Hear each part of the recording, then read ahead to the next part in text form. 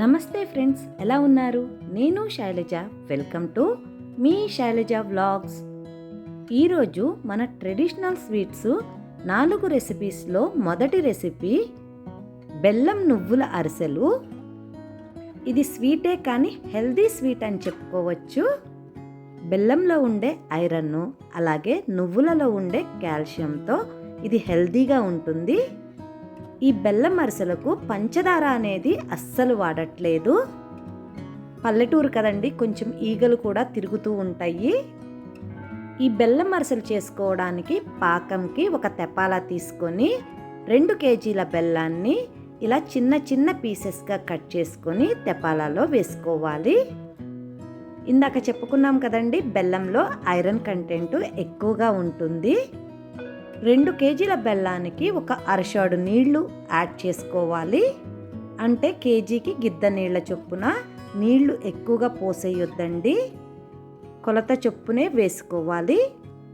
Next మనకు తడిపిండి కావాలి. ఈ అరిసెలకు పిండి అనేది చాలా ఇంపార్టెంట్.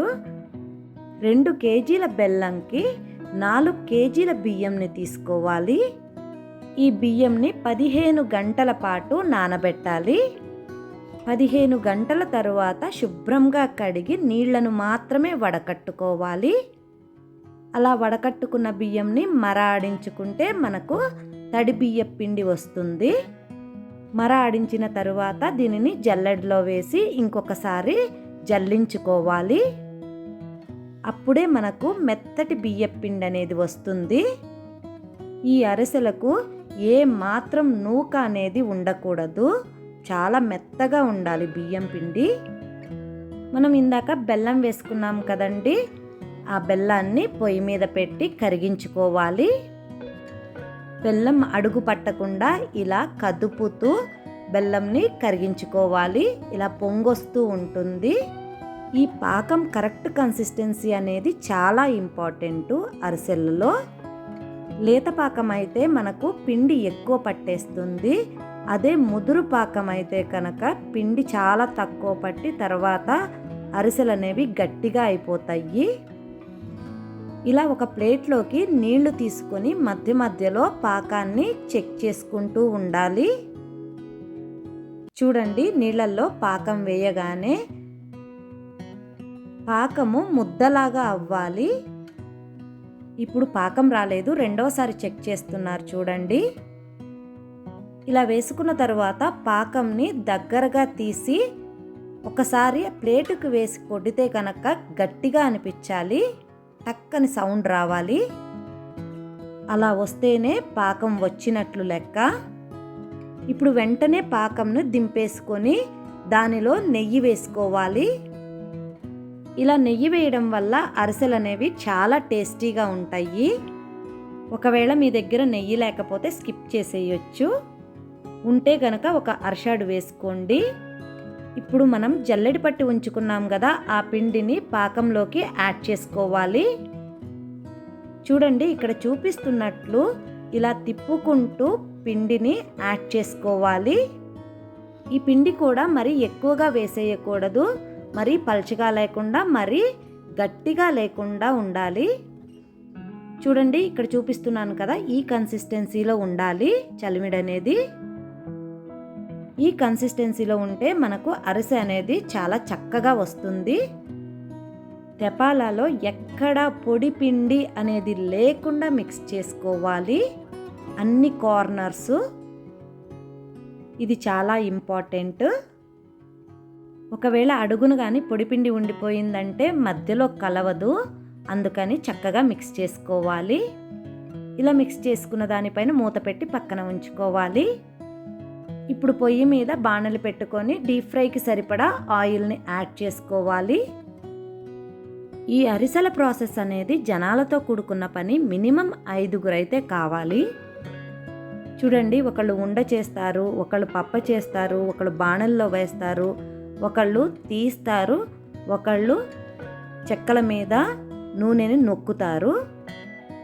మనం నువ్వుల అరిసెలు చేసుకుంటున్నాం కదా, నువ్వులు పైన అద్ది చేసుకుంటున్నాము. నువ్వులు అరిసెకి చక్కగా అతుక్కోవడానికి ఒక టిప్ అండి.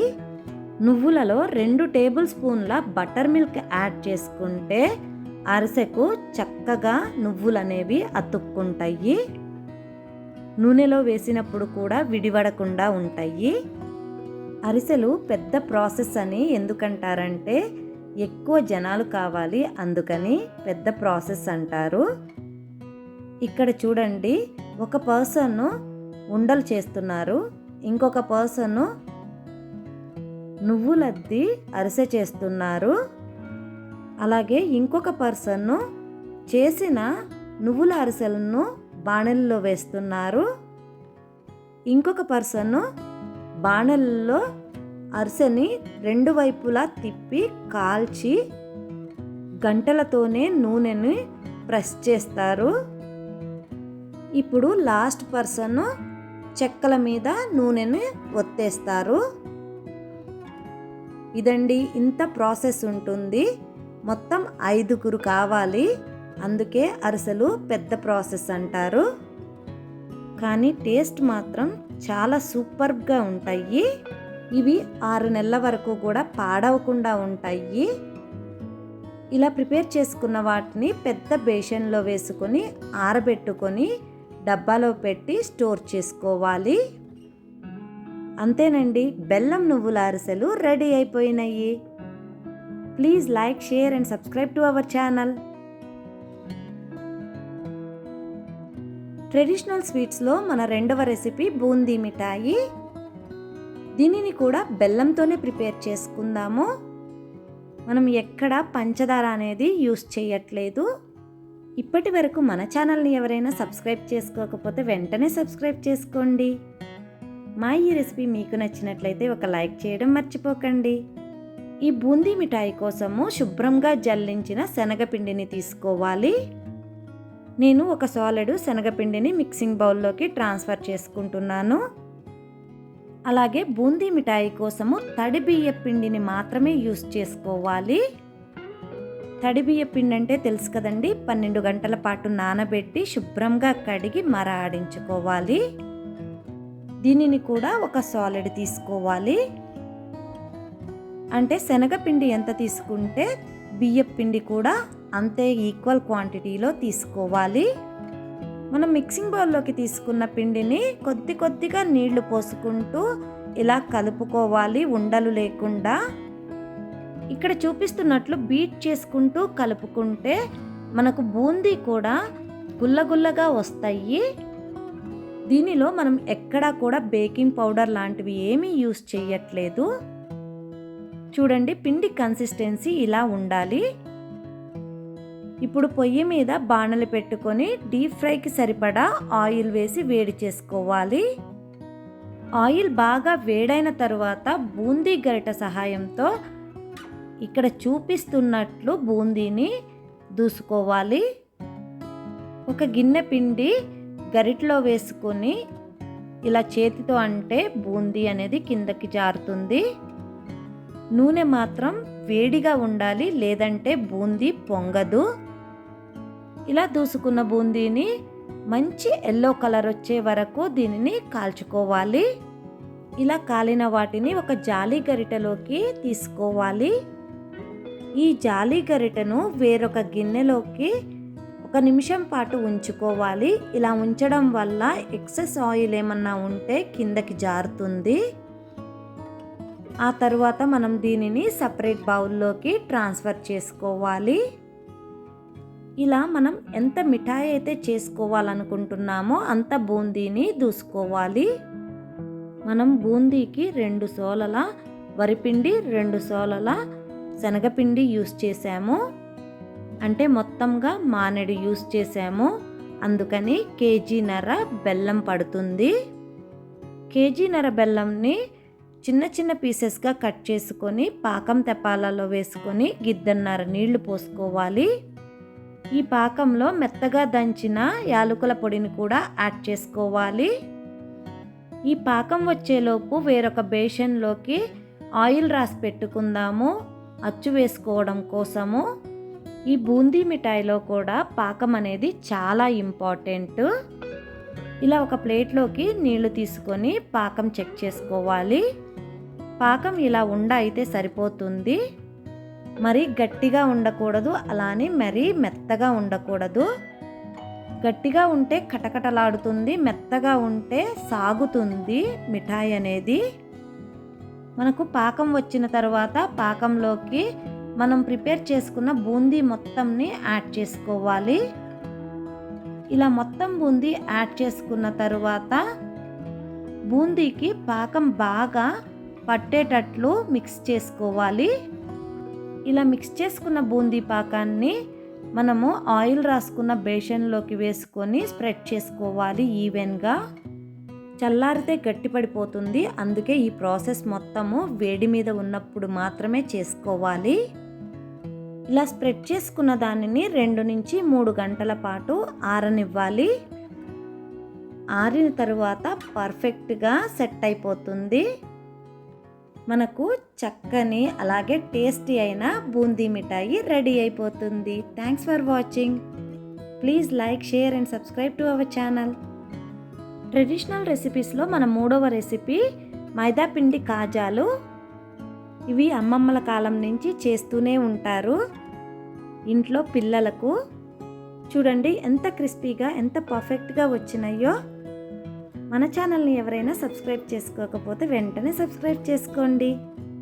ఈ రెసిపీ కోసము ముందుగా ఒక మిక్సీ జార్ తీసుకొని 1/2 కప్పు కంటే ఎక్కువ, 1/2 కప్పు కంటే తక్కువ పంచదారను యాడ్ చేసుకోవాలి. అలాగే 2 యాలకులను కూడా యాడ్ చేసుకొని మిక్సీ పట్టుకోవాలి. ఇప్పుడు మిక్సింగ్ బౌల్లోకి జాలిగరిట తీసుకొని 1 కప్పు మైదా పిండిని జల్లించుకోవాలి. దీనిలోనే మిక్సీ పట్టుకున్న పంచదారను కూడా యాడ్ చేసి జల్లించుకోవాలి. ఇలా జల్లించుకోవడం వల్ల యాలకుల తొలకలు ఏమన్నా ఉంటే పక్కకు వచ్చేస్తాయి. ఇప్పుడు ఈ పిండిలో ఒక చిటికెడు ఉప్పుని యాడ్ చేసుకుందాము.